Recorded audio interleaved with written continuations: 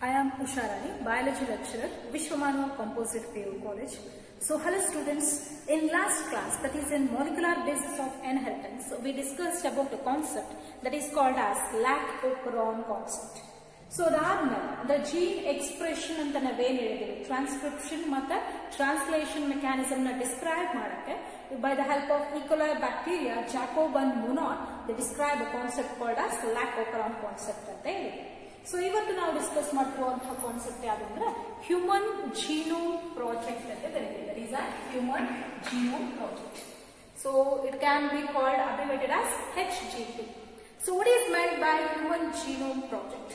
So it is a task of determining or identifying the sequence of arrangement of bases, that is an ATGC, in the 3.2 billion letter long DNA of a human genome. So total human genome so it consisting of about 3.2 billion letters and that is an ATGC sequence. So in that it is helpful for to determine and identifying the sequence, that is an ATGC arrangement yaatara sequence alli arrange agirutte annadana determine madake ee process help madutte. That is called as human genome project. So in that it consisting of 22 autosomes and remaining 2, that is on sex chromosomes X and Y anta karibodu. So no two individuals on an earth surface they are similar or identical each other. So human being anta tagondre, so no two individuals they are not identical. So even averadu individuals alli tagondre, even the little bit a small amount of an specific regions of an DNA, it shows an differences anta karibodu. ಸ್ವಲ್ಪ nitrogen ಸ್ವಲ್ಪ regions ಅಲ್ಲೂ ಕೂಡ ಏನಾಗುತ್ತೆ difference ತೋರಿಸೋದನ್ನ ನಾವು difference ತೋರಿಸೋದ್ರಿಂದಾನೆ ಎರಡು individuals similar ಆಗಿರಕ್ಕೆ chances ಇಲ್ಲ ಅಂತ ಕರೀತಿದ್ದೀವಿ. So here there is a specific technique. So there is an assumption that has been led to study the sequence of an DNA, sequence of nucleotides that was present in an DNA by the help of specific techniques anta kuda ನಾವು ಕರೀತಿದ್ದೇವೆ.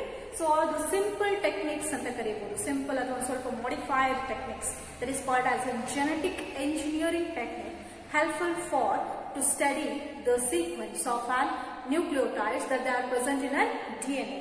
So it is also possible to isolate and clone any piece of DNA.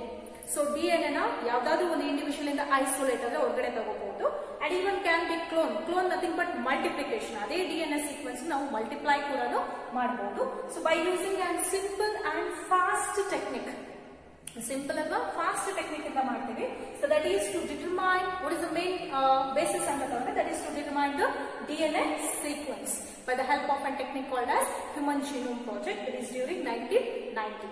So here HGP, that is a human genome project, it is also associated with a new area, that is a new branch in our life science called as bioinformatics anta ಕರೀತೀವಿ. So this is about an introduction of an human genome project. So next to goals ಬಗ್ಗೆ. So okay, next concept that is on goals of human genome project. So ಇದು ತುಂಬಾ important, 2 to 3 marks ಗೆ ಕೇಳ್ತಾರೆ. So what are the goals of human genome project? The first one is it is helpful for to identify all approximately 20,000 to 25,000 genes in human DNA. So human DNA ಅಲ್ಲಿ 20 to 25,000 number of genes ಗಳನ್ನ ಇರೋದನ್ನ ಏನ್ ಮಾಡಬಹುದು, identify ಮಾಡಕ್ಕೆ ಈ technique help ಮಾಡುತ್ತೆ. So it is also helpful for to determine the sequence of 3 billion chemical base pairs that make up in an human DNA. So human DNA ಅಲ್ಲಿ 3 billion chemical base pairs ಏನಿದೆ ಅವುಗಳ sequence ನ determine ಮಾಡೋಕ್ಕೂ ಕೂಡ ಈ technique help ಮಾಡುತ್ತೆ. So next one, this is also helpful for to store the information in a database. So ಇದು bio informatics ಅಂತ ತಗೊಂಡಿರೋದ್ರಿಂದ ಒಂದು ಸ್ವಲ್ಪ ಕಂಪ್ಯೂಟರ್ ಬೇಸ್ಡ್ ಟೆಕ್ನಿಕ್ ಅಂತ ಕೂಡ ಕರಿತೀವಿ. ಸೊ ಹಾಗಾಗಿ the information it has been stored in the form of database ಅಂತ ಕರಿತೀವಿ. It helpful for to improve the tools for data analysis ಅಂತ ಹೇಳ್ತೀವಿ. So next one, so this technique it is helpful for transfer related technologies ಅಂತ ಕರಿತೀವಿ to an other sector. ಬೇರೆ sectors ಕೂಡ ಇದನ್ನ ನಾವು ರಿಲೇಟೆಡ್ ಮಾಡಿ ಹೇಳ್ಬಹುದು. ಸೊ ಯಾವ್ಯಾವ ಅಂದ್ರೆ such as industries ಅಲ್ಲಿ address the ethical, legal and social issues ಅಂತ ಕರೀತೀವಿ. It can be abbreviated as ethical, legal and social issues ನ ELSI ಅಂತ ಕರೀತೀವಿ. ಸೊ ಈ ಹ್ಯೂಮನ್ ಜೀನೋಮ್ ಪ್ರಾಜೆಕ್ಟ್ ಬೇರೆ ರಿಲೇಟೆಡ್ ಸೆಕ್ಟರ್ಸ್ ಕೂಡ ಇಂಡಸ್ಟ್ರೀಸ್ ಸೆಕ್ಟರ್ಸ್ ಗಳನ್ನ ಅಡ್ರೆಸ್ ಮಾಡೋದು ಯಾವುದು ಎಲ್ಲಾ ಫಾರ್ಮ್ ಅಲ್ಲೂ ಕೂಡ ಅಡ್ರೆಸ್ ಮಾಡುತ್ತೆ. ಯಾವುದು ಎಥಿಕಲ್ ಇಶ್ಯೂಸ್ ಆಗಿರ್ಬೋದು, legal issues and social issues ಕೂಡ ಕನ್ಸಿಡರೇಷನ್ ಇಟ್ಕೊಂಡು ಈ ಪ್ರಾಜೆಕ್ಟ್ ಕಂಟಿನ್ಯೂ ಆಗ್ತಾ ಹೋಗುತ್ತೆ. So that way arises from this project. So this is about the goals. So in goals, it is helpful to identify all approximately nearly 20 to 25,000 number of genes in our human DNA ಅಂತ ಹೇಳ್ತೀವಿ. And even it is helpful for determine the sequence of a 3 billion chemical base that was make up in our human DNA. So it stores the information in the form of database that to improve the tools for data analysis ಅಂತ ಕರೀತೀವಿ. So next it is helpful for to transfer related technologies to other sectors such as industries that involves an address like ethical, legal and social issues that may arises from this project. So these are about the goals. Idana 2 to 3 marks ge odkondi. So okay, next one, that is a human genome project in a goals na nodkondvi. So it is a 13-year project that has been showing coordinated with the US Department of Energy and even with the National Institute of Health anta karithivi. So these are the additional contributions anta naven karithivi. Human Genome Project 13-year project ಆಗಿದ್ರು. ಅದ್ರ ಜೊತೆಗೆ ಯಾರ್ಯಾರ ಜೊತೆ coordinate ಮಾಡ್ಕೊಂಡು work ಮಾಡ್ತಿದ್ದಾರೆ US Department of Energy and National Institute of Health ಅಂತ ಕರೀತೀವಿ. So ಇದ್ರ ಜೊತೆಗೆ the main thing and additional contribution ಇವೆರಡರ ಜೊತೆಗೆ ಬೇರೆ ಬೇರೆ ಯಾವ್ದ್ರ ಜೊತೆಗೆ ಅದು ಕಾಂಟ್ರಿಬ್ಯೂಟ್ ತೋರಿಸಿದೆ ಅಂದ್ರೆ even along with an welcome trust of an UK, France, Japan, Germany, China and others. So ಬೇರೆ ಬೇರೆ ಕಂಟ್ರೀಸ್ ಜೊತೆಗೆ ಬೇರೆ ಬೇರೆ ನೇಷನ್ಸ್ ಜೊತೆಗೆ ಕೋಆರ್ಡಿನೇಟ್ ವರ್ಕ್ ತೋರಿಸಿಕೊಂಡು ಹ್ಯೂಮನ್ ಜೀನೋಮ್ ಪ್ರಾಜೆಕ್ಟ್ ವಾಸ್ಟ್ ಆಗಿ ಎಕ್ಸ್ಪ್ಯಾಂಡ್ ಆಗಿ ಬೆಳೀತಿದೆ ಅಂತ ಕರೀಬಹುದು. It has been completed in an year that is 2003 ಅಂತ ಕರೀತೀವಿ. So here based on the knowledge, ಈಗ DNA ಅಲ್ಲಿ ಏನಾದ್ರು ಚೇಂಜಸ್ ಆಗುತ್ತೆ ಅನ್ಕೋಣ. Changes it was showing effects. So that effects may be sometimes harmful process ಅಂತ ಕೂಡ ಕರೀತೀವಿ. So here the knowledge of changes that occurs in DNA, that is the knowledge of effects of DNA variation that leads to revolutionary. So DNA ಅಲ್ಲಿ occur ಆಗುವಂತ effects ನಮಗೆ ತೋರಿಸುತ್ತೆ revolutionary aspect ತೋರಿಸುತ್ತೆ. For what? That is to diagnose and treat thousands of disorders ಅಂತ ಕರೀತೀವಿ. ಎಷ್ಟೋ ಒಂದು diseases ಗಳನ್ನ ಡಯಾಗ್ನೈಸ್ ಮಾಡಕ್ಕೆ ಮತ್ತೆ ಟ್ರೀಟ್ ಮಾಡೋಕ್ಕೂ ಕೂಡ ಇದು ಹೆಲ್ಪ್ ಮಾಡುತ್ತೆ. So where to detect first ಏನು DNA ಅಲ್ಲಿ ಅಕ್ಕರ್ ಆಗಿರುವಂತಹ ಎಫೆಕ್ಟ್ಸ್ ಗಳನ್ನ ನಾವು ಅನಾಲಿಸಿಸ್ ಮಾಡೋದ್ರಿಂದ.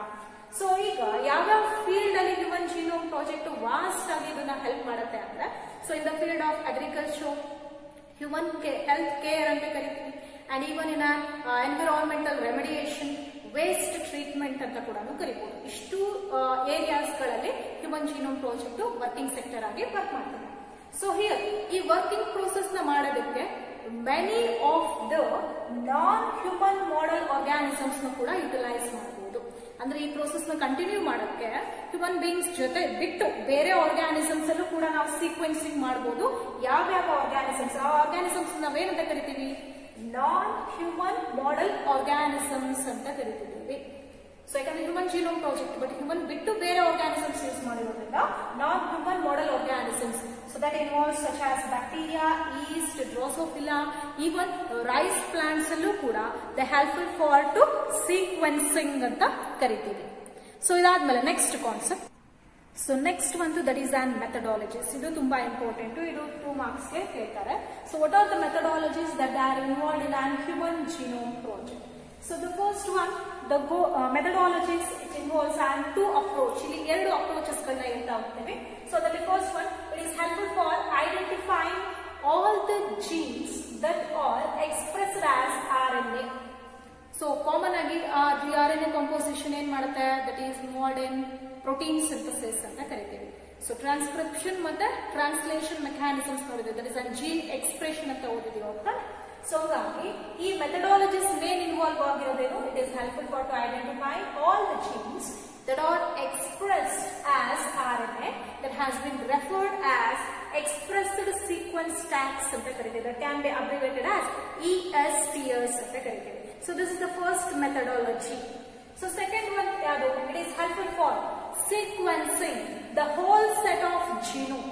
ಸೊ ಹ್ಯೂಮನ್ ಬೀಯಿಂಗ್ ಅಲ್ಲಿ ಹೋಲ್ ಸೆಟ್ ಆಫ್ ಜೀನೋಮು ಎಷ್ಟಿರುತ್ತೆ ಅದನ್ನ ಸೀಕ್ವೆನ್ಸಿಂಗ್ ಮಾಡುತ್ತೆ. So that contain all coding and even a non coding sequence.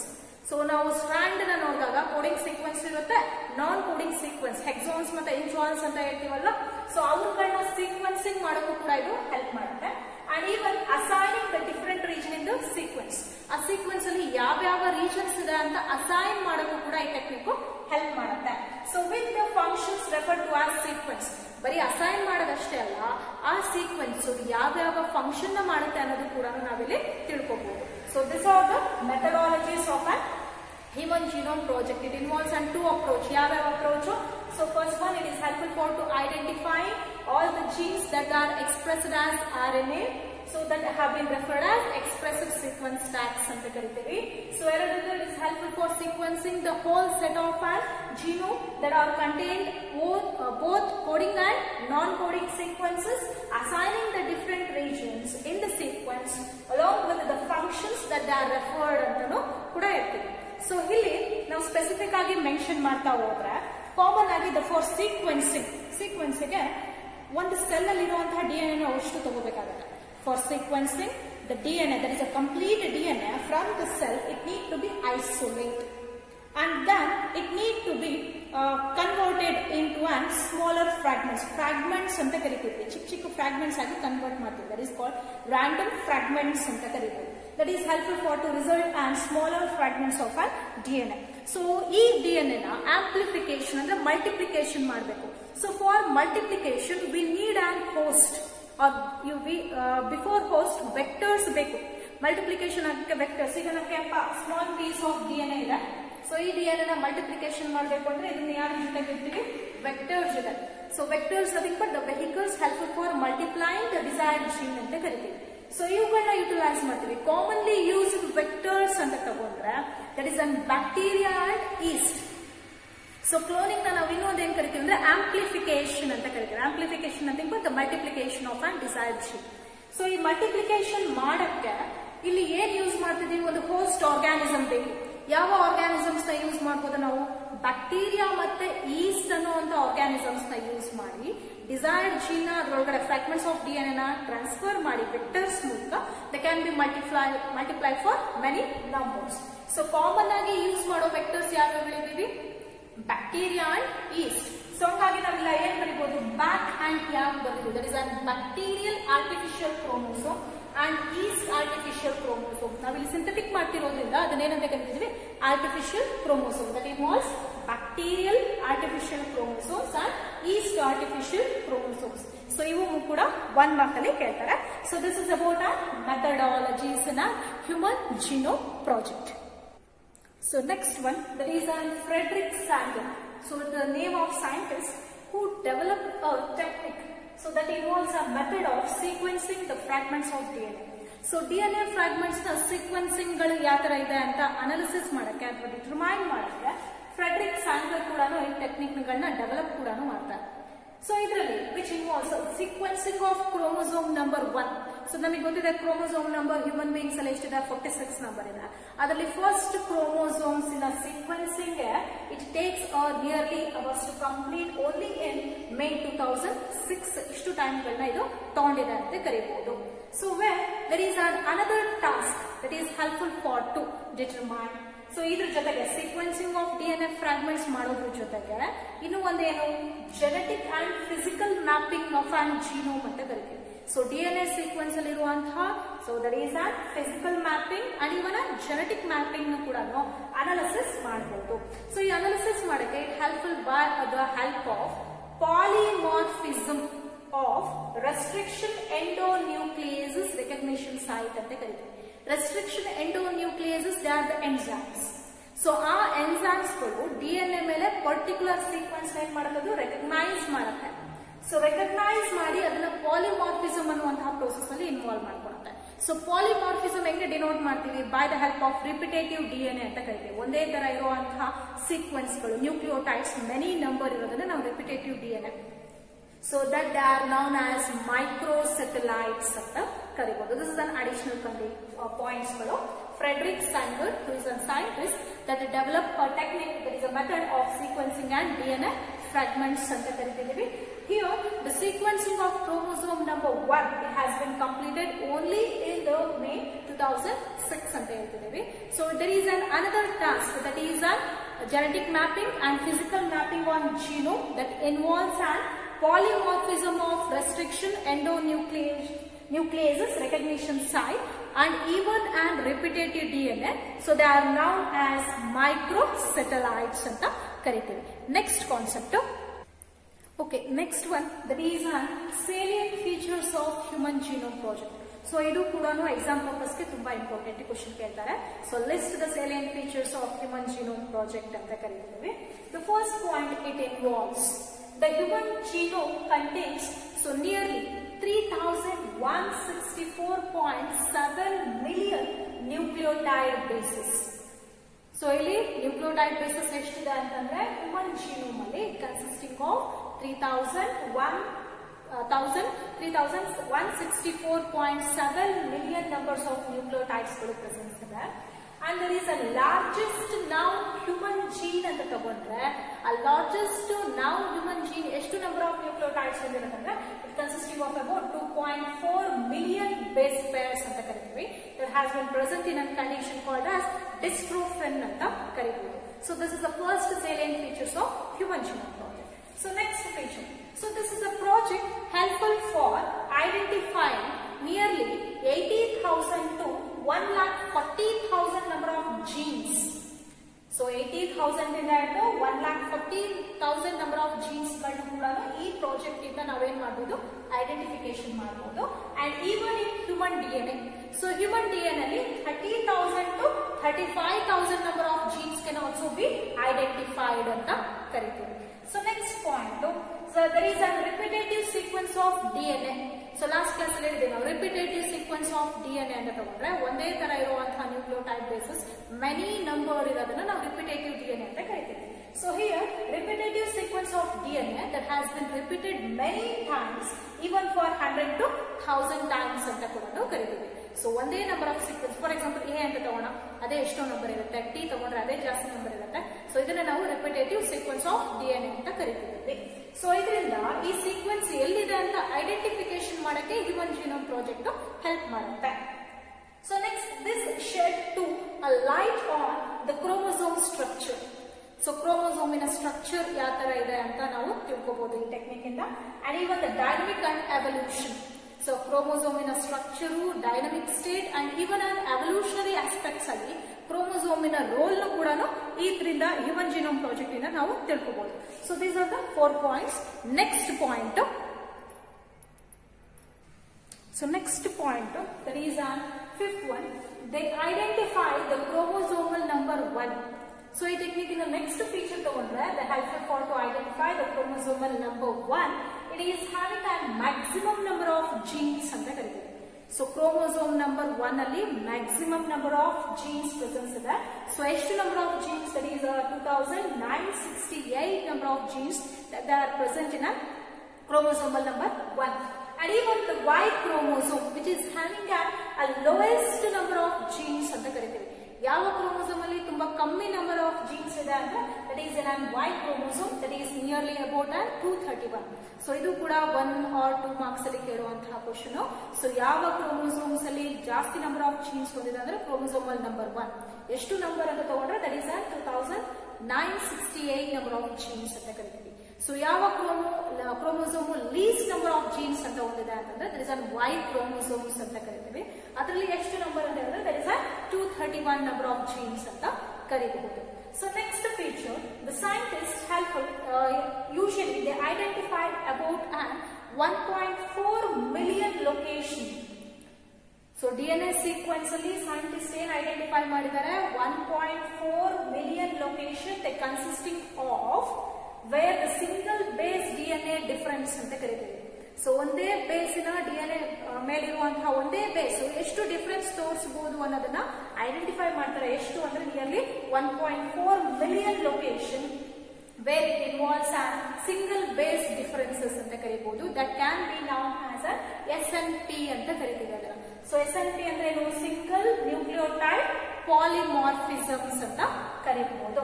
So this occurs in humans.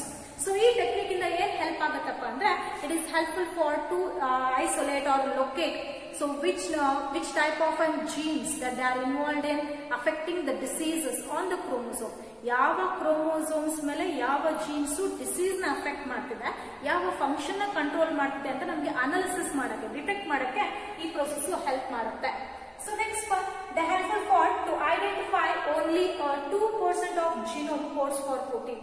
So total human genome ಒಳಗಡೆ 2% of genome it code for protein. So ಬರೀ 2% ಮಾತ್ರ protein code ಮಾಡುತ್ತೆ. And remaining 98% of DNA, so the remains functionless. So they are called as a junk DNA ಅಂತ ಕರೀತೀವಿ. So total 100% of genome ಒಳಗಡೆ, so only a 2% of an genome they are involved in a expression, gene expression ಅಂತ ಕರೀತೀವಿ, that is called to code for protein. And remaining 98% they are called as a functionless DNA or junk DNA ಅಂತ ಕರೀತೀವಿ. So this is about salient features of a human genome project. So next concept ನೋಡೋಣ. So next concept ನಾವು continue ಮಾಡ್ತಿರೋದು ಯಾವುದು, applications and future challenges of HGP. So applications and future challenges, ಇದು ಕೂಡ 2 marks ಗೆ ತುಂಬಾ important. So what are the applications that the human genome project it involves ಅಂತ ನೋಡಿದ್ರೆ, first it helps in identification of a defective genes that causes the genetic diseases. So genetic diseases ನ ಕಾಸ್ ಮಾಡಕ್ಕೆ ಯಾವ defective gene ಕಾರಣ ಅನ್ನೋದನ್ನ ಏನ್ ಮಾಡಬಹುದು, ನಾವು ಐಡೆಂಟಿಫಿಕೇಶನ್ ಮಾಡಬಹುದು ಈ ಟೆಕ್ನಿಕ್ ಇಂದ. So next it helps to prepare the modern drugs and to understand their action. So defective genes ಗೆ ಯಾವ ರೀತಿಯಾದ ಡ್ರಗ್ ಗಳನ್ನ ನಾವು ಇನ್ವೆಂಟ್ ಮಾಡಬಹುದು, ಮತ್ತೆ ಅದು ಯಾವ ರೀತಿ ಟ್ರೀಟ್ ಮಾಡಿ ಅದರಿಂದ ಓವರ್ಕಮ್ ಆಗಕ್ಕೆ ಹೆಲ್ಪ್ ಮಾಡುತ್ತೆ ಅಂತ ಕೂಡ ಈ ಟೆಕ್ನಿಕ್ ಇಂದ ನಾವು ಆಕ್ಷನ್ ಗಳನ್ನ ಡಿನೋಟ್ ಮಾಡ್ತಾ ಹೋಗ್ತೇವೆ. So next it helps to invent the new methods of medical treatment. So ಹೊಸ ಮೆಡಿಕಲ್ ಟ್ರೀಟ್ಮೆಂಟ್ಸ್ ಗಳನ್ನ ಹೆಂಗೆ ಇನ್ವೆಂಟ್ ಮಾಡಬಹುದು ಅನ್ನೋದು ಕೂಡ ಈ ಟೆಕ್ನಿಕ್ ಹೆಲ್ಪ್ ಮಾಡ್ತಾ ಹೋಗುತ್ತೆ. ಸೊ ಇಷ್ಟು ಹ್ಯೂಮನ್ ಜೀನೋಮ್ ಪ್ರಾಜೆಕ್ಟ್ ಬಗ್ಗೆ. So what is meant by human genome project? So it is a technique or it is a method so which involves an identifying or determining the sequence of nucleotides that are present in our DNA. So our DNA sequence yavu ATGC sequence over 3.4 billion letters alli ee sequence galu henge arrange agide ಯಾವ ತರ function ಮಾಡುತ್ತೆ ಅಂತ ನಾವು ಈ technique ಮೂಲಕ ಏನ್ ಮಾಡಬಹುದು, determine ಮಾಡಬಹುದು. ಸೊ ಇವತ್ತು ಅದ್ರ ಬಗ್ಗೆ ಹೇಳಿದ್ದೀವಿ. ಅದ್ರ ನೆಕ್ಸ್ಟ್ ಬಂತು ಈ ಟೆಕ್ನಿಕ್ ಅಲ್ಲಿ ಜೆನೆಟಿಕ್ ಇಂಜಿನಿಯರಿಂಗ್ ಟೆಕ್ನಾಲಜಿ ಕೂಡ ಇದಕ್ಕೆ ಹೆಲ್ಪ್ ಮಾಡುತ್ತೆ. So here human genome project it also showing and coordinate or associated with another branch that is called as bioinformatics.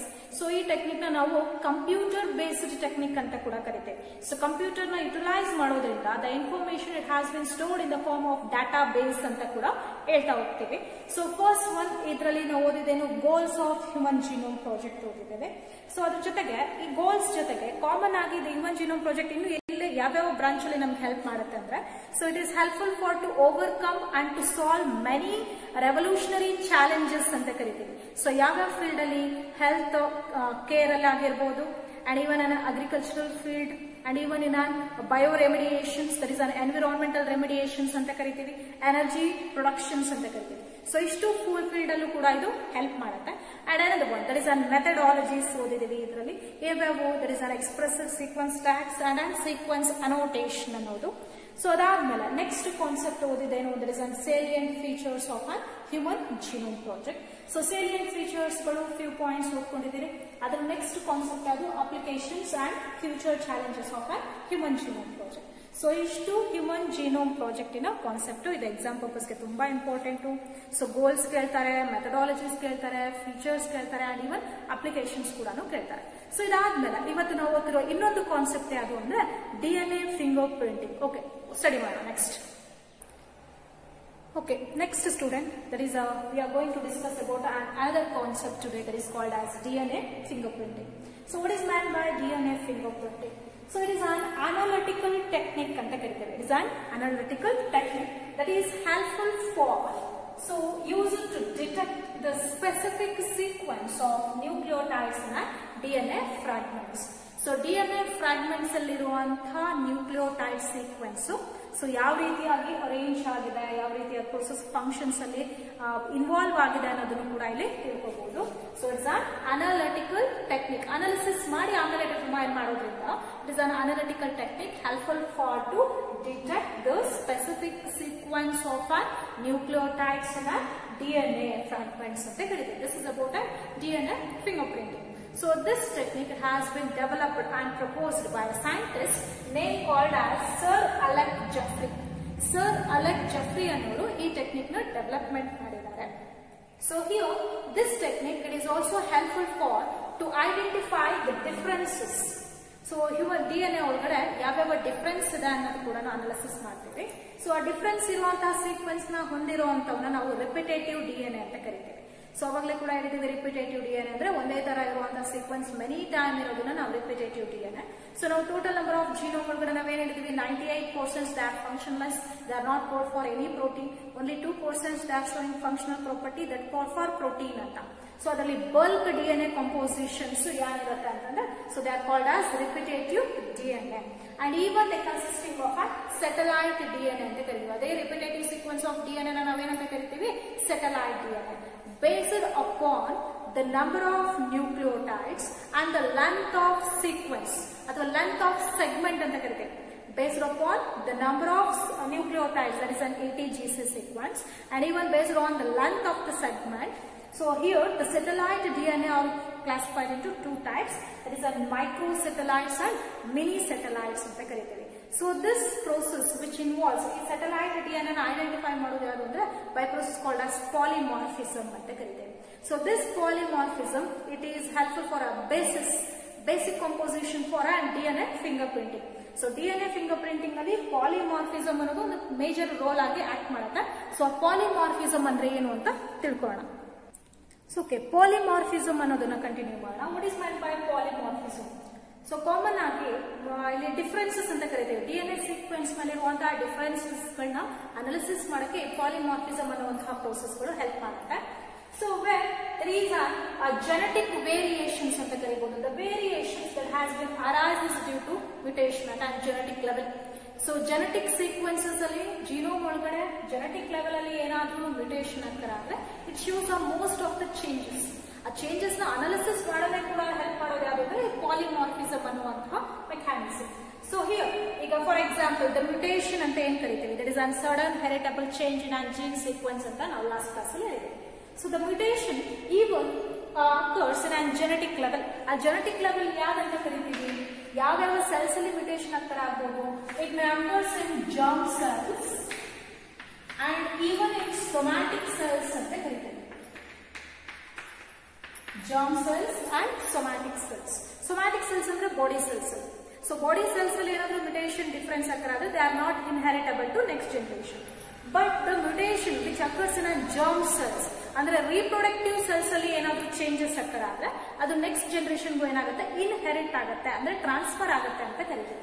So ಅದರ ರಿಲೇಟೆಡ್ ಆಗಿ the inheritable mutation that has been observed in the population at high frequency. That is an inheritable mutation that has been observed in a population at higher frequency. This is referred to as DNA polymorphism ಅಂತ ಕರೀತೀವಿ. So polymorphism ಅಂದ್ರೆ differences changes ಅಂತ ಹೇಳಿದ್ವಿ. So ಆ DNA polymorphism ಎಲ್ಲಿ ನಾವು ನೋಡ್ತಿದ್ದೀವಿ, ಇನ್ಹೆರಿಟಬಲ್ mutation that has been observed in a population at a higher frequency rate ಅಲ್ಲಿ ಆಗೋದನ್ನ DNA polymorphism ಅಂತ ಕರೀಬಹುದು. ಸೊ ಹಿಯರ್ ಅನದರ್ ಕಂಡೀಷನ್ಸ್ ಈ ಪಾಲಿಮಾರ್ಫಿಸಮ್ ಅಲ್ಲಿ VNTR ಅನ್ನೋದು ಒಂದು ಟರ್ಮ್ ಬರುತ್ತೆ. ಇದರ ಎಕ್ಸ್ಪಾನ್ಷನ್ ಕೇಳ್ತಾರೆ. ಎಕ್ಸ್ಪ್ಯಾಂಡ್ VNTR 1 ಮಾರ್ಕಿಗೆ ಅಂದ್ರೆ ಏನು, variable number of tandem repeats ಅಂತ. Variable number of tandem repeats. What does the VNTR it states ಅಂದ್ರೆ the satellite DNA ಅಂದ್ರೆ repetitive sequence of DNA ಹೊಂದಿರೋದನ್ನ satellite DNA.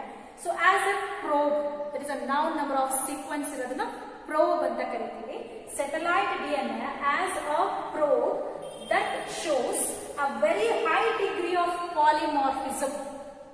Satellite DNA which acts like a probe that was showing a very degree of a polymorphism, they are called as a VNTR. There is a variable number of tandem repeats. So this is about an introductory concept of a DNA fingerprinting. So next process nave notivi the steps that they are involved in a DNA fingerprinting. So okay, next continuity, that is the steps involved in a DNA fingerprinting. So what are the steps involved in a DNA fingerprinting? Andre first step, this is for important for 5 marks. 5 marks ge tumba important idu. So ಇದರಲ್ಲಿ first ಒಂದು collection of sample ಅಂತ ಕರಿತೀವಿ.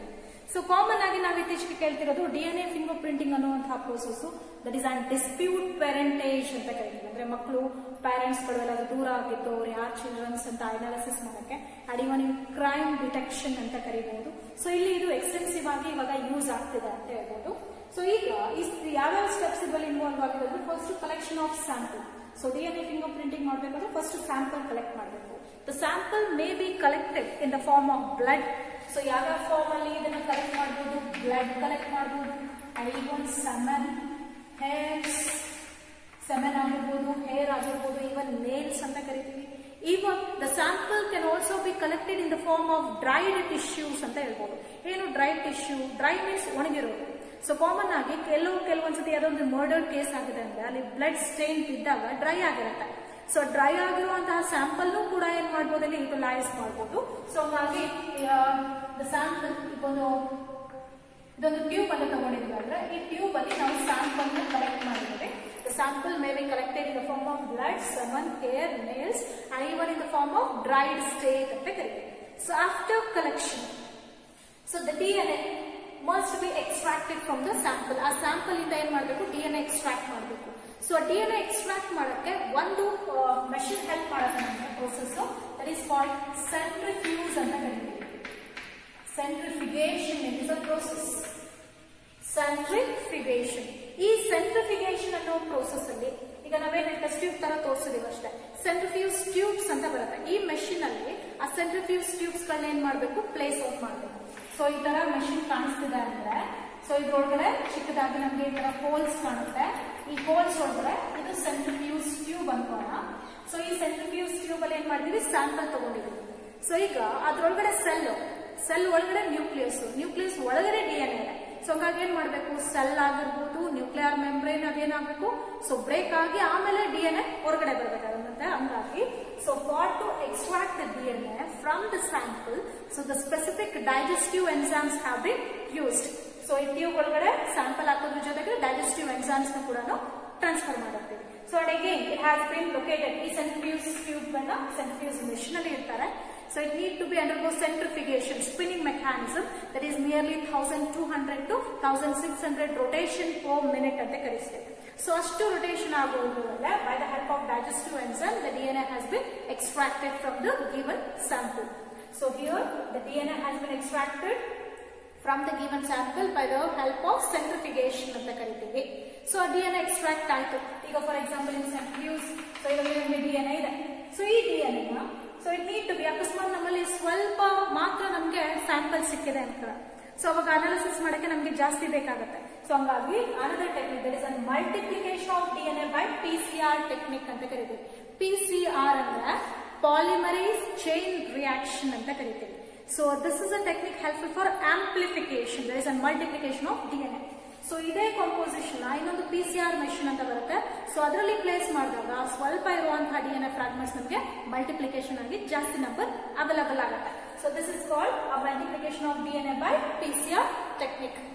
So next one, fragmenting of DNA by REN. So ನಮ್ಗೆ ಇದ್ರೊಳಗಡೆಯಿಂದ DNA ಬಂತು ಅಂತ, so DNA ಏನ್ ಮಾಡ್ಬೇಕು, ಫ್ರಾಗ್ಮೆಂಟ್ ಕಟ್ ಮಾಡ್ಕೋಬೇಕು ಸ್ಪೆಸಿಫಿಕ್ ಆಗಿ ಅನಾಲಿಸಿಸ್ ಮಾಡಕ್ಕೆ. ಸೊ ಹಂಗಾಗಿ REN ಅಂದ್ರೆ ರೆಸ್ಟ್ರಿಕ್ಷನ್ ಎಂಡೋನ್ಯೂಕ್ಲಿಯೇಸಸ್ ಅಂತ ಕರೀತಾರೆ. ರೆಸ್ಟ್ರಿಕ್ಷನ್ ಎಂಡೋನ್ಯೂಕ್ಲಿಯೇಸಸ್ ನ ಆ ಸ್ಯಾಂಪಲ್ ಗೆ ಹಾಕಿದಾಗ, so those restriction endonucleases recognises the specific site on a DNA. ಆ DNA ಮೇಲೆ ಸ್ಪೆಸಿಫಿಕ್ ರೀಜನ್ಸ್ ನ ಹೋಗಿ ಏನ್ ಮಾಡುತ್ತೆ, ಅದು ಕ್ಲೀವ್ ಮಾಡುತ್ತೆ. So that is helpful for resulting the fragmenting of DNA by using REN. So ಅದಕ್ಕೆ REN add ಮಾಡಿದ್ಮೇಲೆ fragments of DNA obtained ಆಯ್ತು. So next, separation of DNA fragments by agarose gel electrophoresis, AGE ಅಂತ ಬರ್ತಿದೀವಿ. ಏನಂಗಂದ್ರೆ agarose gel electrophoresis. So ಈ technique ಮೂಲಕ, so ಇಲ್ಲಿ ಒಂದು agarose gel ready ಆಗಿರುತ್ತೆ ಈ ತರ. So agarose, it is having an corrosive property. So ಆ ಜೆಲ್ ನ ಡೆವಲಪ್ ಮಾಡ್ಬಿಟ್ಟು, ಸೊ ಇದ್ರೊಳಗಡೆ ಈ ತರ ಇರುತ್ತೆ. ಇಲ್ಲಿ ವೆಲ್ಸ್ ಗಳನ್ನ ಕ್ರಿಯೇಟ್ ಮಾಡಿರ್ತಾರೆ. ಆ ವೆಲ್ಸ್ ಒಳಗಡೆ DNA ಸ್ಯಾಂಪಲ್ ನ ಲೋಡ್ ಮಾಡ್ತಾರೆ. ಸೊ ಲೋಡ್ ಮಾಡಿದ್ಮೇಲೆ by supplying an electric conditions, ಅದಕ್ಕೆ ಸ್ಪೆಸಿಫಿಕ್ ಎಲೆಕ್ಟ್ರಿಕ್ ಕಂಡೀಷನ್ ನ ಸಪ್ಲೈ ಮಾಡಿರ್ತಾರೆ. So here the DNA fragments have been separated over the agarose gel. agarose gel ಮೇಲೆ ಎಲೆಕ್ಟ್ರಿಕ್ ಫೀಲ್ಡ್ ಸಪ್ಲೈ ಮಾಡಿದ ತಕ್ಷಣ ಅದು ಸಪರೇಟ್ ಆಗುತ್ತೆ ಅಂತ ಕರಿತೀವಿ. ಸೊ ಅದಾದ್ಮೇಲೆ ಸೊ ಜೆಲ್ ಮೇಲೆ ಇವಾಗ DNA ಬಂತು. ಯಾವ ಜೆಲ್? ಅಗರೋಸ್ ಜೆಲ್ ಮೇಲೆ. ಸೊ ಅಲ್ಲಿರುವಂತಹ DNA composition again need to be transferred into a nylon membrane ಅಂತ ಕರೀತಾರೆ. Extraction of DNA fragment from the gel by Southern blotting. Agarose gel electrophoresis ಇಂದ DNA fragments ನ separate ಮಾಡಿದ್ವಿ. ಆ agarose gel ಮೇಲಿರುವಂತಹ DNA ನ ಮತ್ತೆ ಹೊರಗಡೆ ತೆಗಿಬೇಕು. ಯಾವ ಪ್ರೋಸೆಸ್ ಇಂದ? Southern batting. ಸದರನ್ ಬ್ಲಾಟಿಂಗ್ ಅಲ್ಲಿ ಏನ್ ಮಾಡ್ತಾರೆ? ಈ ಅಗರೋಸ್ ಜೆಲ್ ಮೇಲೆ ನೈಲಾನ್ ಮೆಂಬ್ರೇನ್ ನ ಪ್ಲೇಸ್ ಮಾಡ್ತಾರೆ.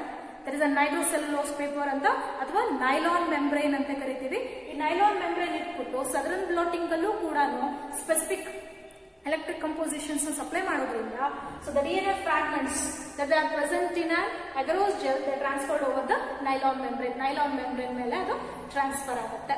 ಸೊ ನೆಕ್ಸ್ಟ್ ಆದ್ಮೇಲೆ ಟ್ಯಾಗಿಂಗ್ ರೇಡಿಯೋ ಆಕ್ಟಿವ್ ಪ್ರೋಬ್ಸ್. ಈ ನೈಲಾನ್ ಮೆಂಬ್ರೇನ್ ಗಳನ್ನ ಪ್ರೋಬ್ಸ್ ಜೊತೆ ಟ್ರೀಟ್ ಮಾಡಬೇಕು. Probes they are the synthetic DNA. So synthetic DNA ಅಂತಾನೆ ಕರಿತಿದೀವಿ. ಆ ಸಿಂಥೆಟಿಕ್ DNA ಯೂಸ್ ಮಾಡೋದ್ರಿಂದ ಇವೆರಡು ಏನಾಗುತ್ತೆ? ಹೈಬ್ರಿಡೈಸ್ಡ್ ಕಂಡೀಷನ್ಸ್ ನ ತೋರಿಸ್ತಾ ಹೋಗುತ್ತೆ. So this nylon membrane, it need to be soaked in an radioactive probes overnight. Overnight ಆ probes ಅಲ್ಲಿ ಅದನ್ನ ಡಿಪ್ ಮಾಡಿರ್ಬೇಕಾಗುತ್ತೆ ನೈಲಾನ್ ಮೆಂಬ್ರೇನ್ ನ. ಸೊ ಅದಾದ್ಮೇಲೆ excess probes are washed off. So excess of probes ಗಳು ಏನ್ ಮಾಡ್ಬೇಕು? ಅದನ್ನ ವಾಷಿಂಗ್ ಮೆಕ್ಯಾನಿಸಮ್ಸ್, ಅದಕ್ಕೆ ಅಂತ ಪರ್ಟಿಕ್ಯುಲರ್ ವಾಷಿಂಗ್ ಮೆಕ್ಯಾನಿಸಮ್ಸ್ ಇರುತ್ತೆ. ಡಿಪ್ ಮಾಡ್ತಾ ಇದ್ರೆ ಅವೆಲ್ಲ ರಿಮೂವ್ ಆಗ್ತವೆ. ಸೊ ನೆಕ್ಸ್ಟ್ ಆಟೋ ರೇಡಿಯೋಗ್ರಫಿ ಅಂತ ಟೆಕ್ನಿಕ್ ಇದೆ. ಸೊ ಇಲ್ಲಿ ಆಟೋ ರೇಡಿಯೋಗ್ರಫಿ ಏನ್ ಮಾಡ್ತಾರೆ? This nylon membrane has been exposed over X ray film. So ಇದಕ್ಕೆ ಅಂತಾನೆ ಪರ್ಟಿಕ್ಯುಲರ್ ಎಕ್ಸ್ರೇ ಫಿಲ್ಮ್ ಇರುತ್ತೆ. ಅದನ್ನ ನೈಲಾನ್ ಮೆಂಬ್ರೇನ್ ಮೇಲೆ ಆ ಎಕ್ಸ್ರೇ ಫಿಲ್ಮ್ ನ ಪ್ಲೇಸ್ ಮಾಡೋದ್ರಿಂದ ಇದರಲ್ಲಿರುವ DNA ಫ್ರಾಗ್ಮೆಂಟ್ಸ್ ಅದರಲ್ಲಿ ನಮಗೆ ಕರೆಂಟ್ ಇದ್ರ ಬೇಸಿಸ್ ಮೇಲೆ ಅಪಿಯರೆನ್ಸ್ ಕಾಣಿಸುತ್ತೆ. ಸೊ ಅದಾದ್ಮೇಲೆ ಆ ಎಕ್ಸ್ರೇ ಶೀಟ್ ನಲ್ಲಿ ನಾವು ಕಂಪ್ಯಾರಿಸನ್ ತಗೋಬಹುದು. ಫಾರ್ ಎಕ್ಸಾಂಪಲ್ ಇದೊಂದು ಸ್ಯಾಂಪಲ್ ತಗೊಂಡಿದೀವಿ. ಇಲ್ಲಿ ಇಬ್ರು ಸ್ಯಾಂಪಲ್ A ಅಂಡ್ B ಅಂತ ಇದೆ. ಸೊ ಈ ತರ DNA ಫ್ರಾಗ್ಮೆಂಟ್ಸ್ ಬಂದಿತ್ತು ಅಂತ ತಿಳ್ಕೋಣ. ಇಲ್ಲಿ ಈ ತರ ಕಾಣಿಸ್ತಿದೆ. ಸೊ ಇದನ್ನ ನಾವು last comparison sample with a suspected person ಜೊತೆ ನಾವು ಕಂಪೇರ್ ಮಾಡ್ತೀವಿ. ಸೊ ಇದರಲ್ಲಿ ಯಾರ ಜೊತೆ ಕಂಪೇರ್ ಆಗಿದೆ DNA ಫ್ರಾಗ್ಮೆಂಟ್ ಸ್ಯಾಂಪಲ್ ಅಂತಂದ್ರೆ B ಪರ್ಸನ್ ಅಂತ ಕರಿತೀವಿ. B ಸ್ಯಾಂಪಲ್ ಜೊತೆ ಅದು ಕಂಪೇರ್ ಮಾಡಿದೆ. So this is about the steps. So ಇದಕ್ಕೆ ಡಯಾಗ್ರಾಮ್ಯಾಟಿಕ್ ರೆಪ್ರೆಸೆಂಟೇಷನ್ ಇದೆ. ರೆಪ್ರೆಸೆಂಟೇಷನ್ ಬರ್ಕೊಳ್ಳಿ. ಸೊ ಸ್ಟೆಪ್ಸ್ ನೆನ್ಪಿಟ್ಕೊಳ್ಳಿ. First one collection. ಬರೀ ಸ್ಟೆಪ್ಸ್ ಕೂಡ ಕೇಳ್ಬೋದು. ಪರ್ಟಿಕ್ಯುಲರ್ 10 ಸ್ಟೆಪ್ ಬರೀಬೇಕಾಗುತ್ತೆ ನಿಮ್ಗೆ 5 ಮಾರ್ಕ್ಸ್ ಗೆ. So collection of sample, extraction of DNA by centrifugation, multiplication of DNA by PCR technique, fragmenting of DNA by REN, separating the DNA fragments by agarose gel electrophoresis, extracting the DNA from gel by the help of sudden blotting, tagging of radioactive probes, excess of probes have been washed off, autoradiography, and last one comparison. So next barkoli diagrammatic representation. So okay, continue. There is an DNA fingerprinting and the steps to diagrammatic representation. So first collection of sample. The sample can be collected in the form of blood, semen, and even in the form of hairs, nails, and sample collection. So the DNA that need to be extracted from the sample by the help of centrifugation. So ಇಲ್ಲಿ PCR ನ ಅವಶ್ಯಕತೆ ಇದ್ರೆ ಮಾತ್ರ amplification ಅಲ್ಲಿ involve ಆಗುತ್ತೆ. So this purified DNA it has been treated with an REN that was resulting in fragments of DNA. So DNA composition ಏನಂತ cut ಆಗಿದೆ, ಅಲ್ಲಿ ಫ್ರಾಗ್ಮೆಂಟ್ಸ್ ಆಗಿದೆ. So this fragmented DNA it has been loaded over the agarose gel. Agarose gel ಮೇಲೆ ಏನ್ ಮಾಡಿದ್ದಾರೆ? ಇದನ್ನು transfer ಮಾಡಿದ್ದಾರೆ. ಇದು ವೆಲ್ಸ್ ಗಳು, ಈ ವೆಲ್ಸ್ ಒಳಗಡೆ DNA ಹಾಕಿದ್ದಾರೆ. ಸೊ ಈಗ ಈ ಅಗರೋಸ್ ಜೆಲ್ ಎಲೆಕ್ಟ್ರೋಫೋರೆಸಿಸ್ ಇಂದ ಕರೆಂಟ್ ಫ್ಲಕ್ಚುಯೇಷನ್ಸ್ ನ ಸಪ್ಲೈ ಮಾಡಿದಾಗ ಆ DNA ಫ್ರಾಗ್ಮೆಂಟ್ಸ್ ಜೆಲ್ ಮೇಲೆ ಏನಾಗುತ್ತೆ? ಸಪರೇಟ್ ಆಗುತ್ತೆ. ಸೊ ಇದು ಸಪರೇಟ್ ಆಗುತ್ತೆ. Separation of DNA by agarose gel. So that agarose gel has been exposed over the nylon membrane by the help of southern blotting technique. So DNA fragments ಏನ್ gel ಮೇಲೆ ಇದೆ ಈಗ nylon membrane ಮೇಲೆ transfer ಆಗುತ್ತೆ. ಯಾವ technique ಇಂದ? Southern batting ಅಂತ. So ಅದಾದ್ಮೇಲೆ this nylon membrane has bin treated with the help of chemiluminescent probe. So there is a radioactive probes ಅಂತ ಕರೀತೀವಲ್ಲ, ಅದ್ರ ಜೊತೆ ಟ್ರೀಟ್ ಮಾಡಿದೀವಿ. ಸೊ ನೆಕ್ಸ್ಟ್ ಸ್ಟೆಪ್ ಅಲ್ಲಿ ಈ nylon membrane X ray film is exposed to nylon membrane. So nylon membrane ಮೇಲೆ X ray film ನ transfer ಮಾಡಿದೀವಿ. ಈಗ ಎಕ್ಸ್ರೇ ಫಿಲ್ಮ್ ಮೇಲೆ ಏನಾಯ್ತು? DNA ಫಿಂಗರ್ ಪ್ರಿಂಟಿಂಗ್ ಟ್ರಾನ್ಸ್ಫರ್ ಆಗಿದೆ. X-ray film developed to show DNA fingerprinting. So this is about the diagrammatic representation of the steps involved in a DNA fingerprinting. So ಈ concept ಅಲ್ಲಿ next process ಯಾವುದು? that is an application of DNA fingerprinting. Next one. So next one, that is an application of an DNA fingerprinting. So application of DNA fingerprinting ಕೂಡ 2 marks ಗೆ important ಆಗುತ್ತೆ. So it can be used to study the viral and bacterial infections. Bacteria ಮತ್ತು viral infection ಇಂದ ಬರುವಂತಹ diseases ನ detect ಮಾಡಕ್ಕೆ help ಮಾಡುತ್ತೆ. So it can also be used in detecting the transplanting the donor cells. So ಯಾರು donate ಮಾಡ್ತಾರೆ organs ಅಥವಾ cells, so ಅದನ್ನ ಅನಾಲಿಸಿಸ್ ಮಾಡಕ್ಕೆ ಹೆಲ್ಪ್ ಮಾಡುತ್ತೆ. So it is helpful for solving the dispute parentages ಅಂತ ಕರಿತೇವೆ. ಪೇರೆಂಟ್ಸ್ ಚಿಲ್ಡ್ರನ್ಸ್ ದೂರ ಆಗಿರ್ತಾರಲ್ಲ ಅವ್ರನ್ನ ಡಿಟೆಕ್ಟ್ ಮಾಡಕ್ಕೆ ಹೆಲ್ಪ್ ಮಾಡುತ್ತೆ. And it also can be used in the field of forensic medicine, ಅಂದ್ರೆ ಕ್ರೈಮ್ ಡಿಟೆಕ್ಷನ್ ಅಲ್ಲಿ ಹೆಲ್ಪ್ ಮಾಡುತ್ತೆ.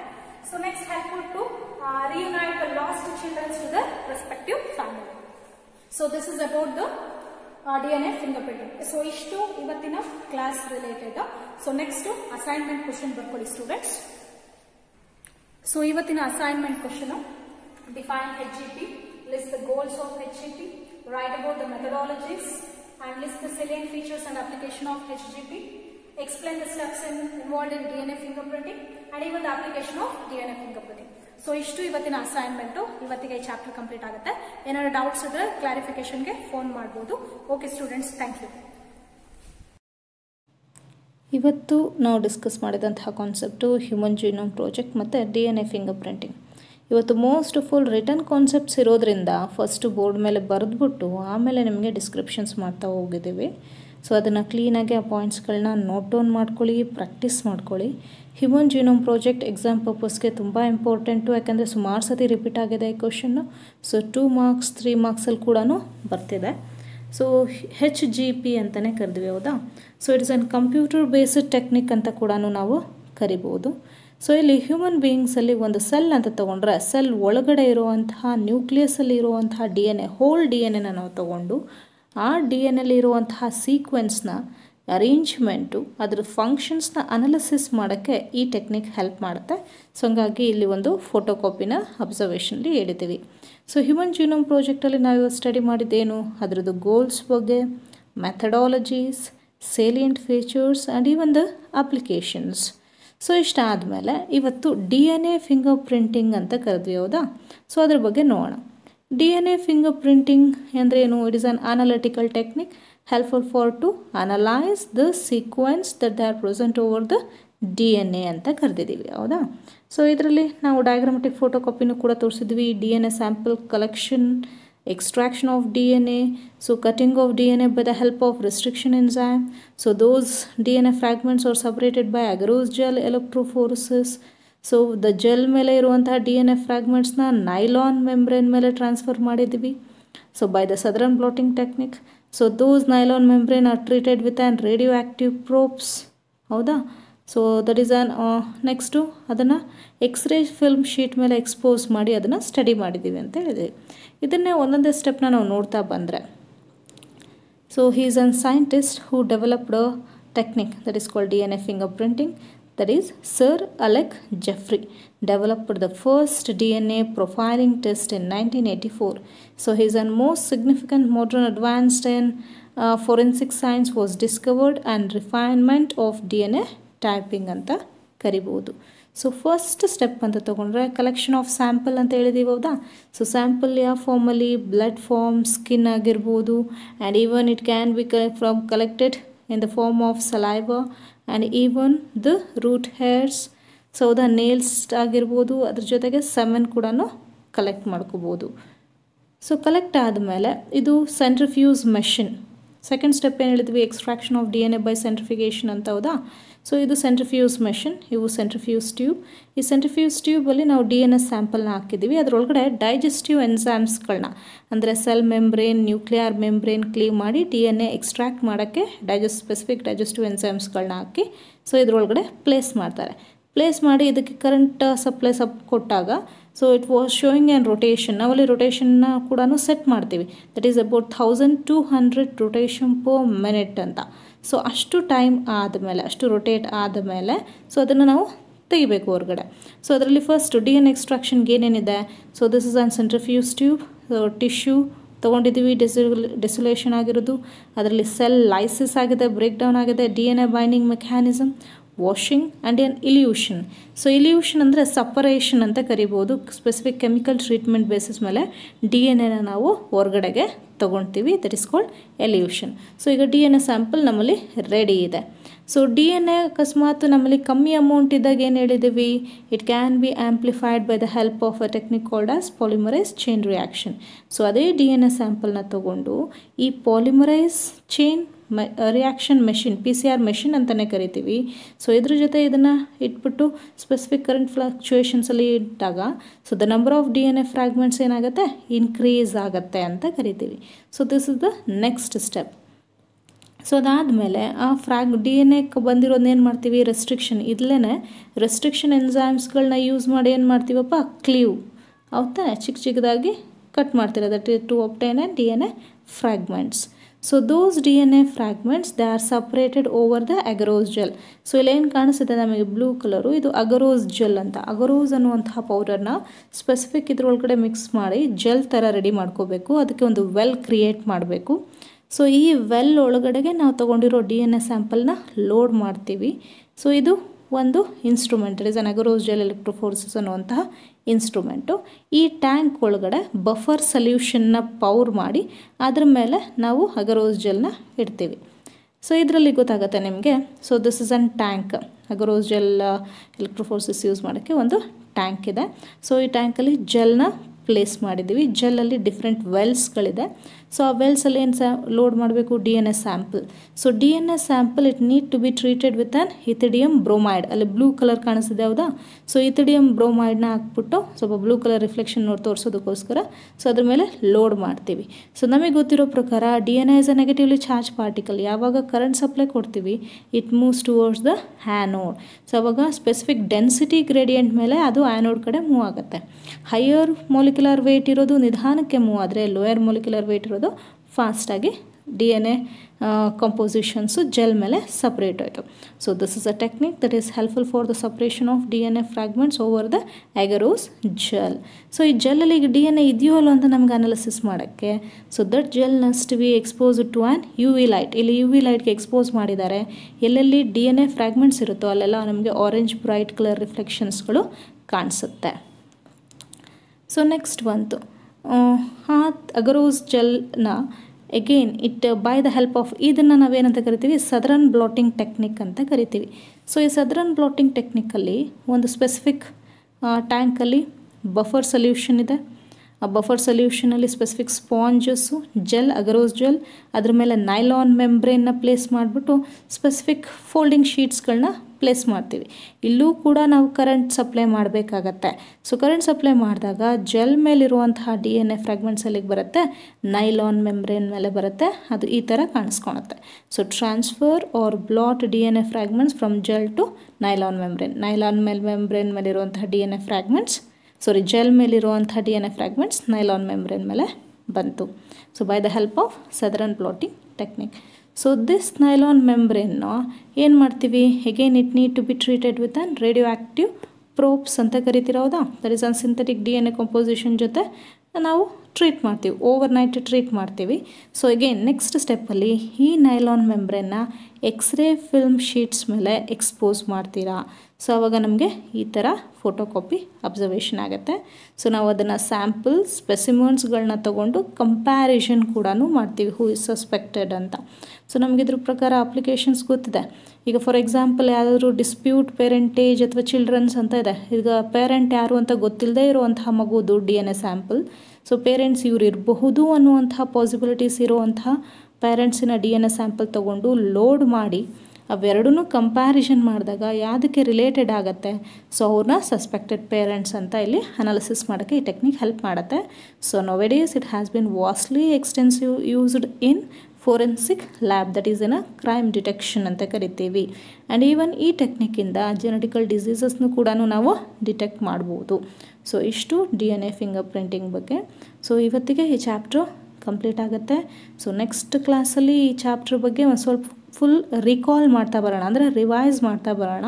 ಅಲ್ಲಿ ಮತ್ತೆ ನಿಮ್ಗೆ ಏನಾದ್ರು ಡೌಟ್ಸ್ ಬಂದರೆ ನೀವು ನಮ್ಮನ್ನು ಕೇಳಿ ಕ್ಲಾರಿಫಿಕೇಷನ್ ಮಾಡ್ಕೊಳ್ಳಿ. Okay, thank you.